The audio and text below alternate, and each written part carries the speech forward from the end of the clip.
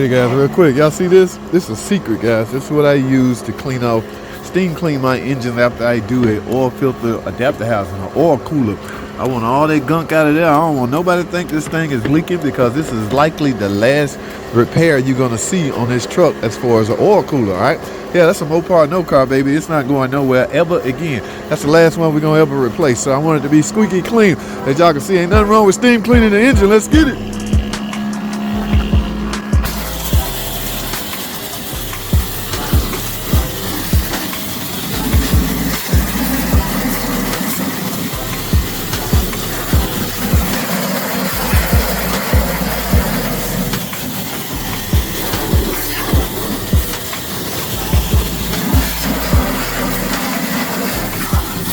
Yeah, baby, squeaky clean. Take pride in your work, guys. Right now, let's go test drive.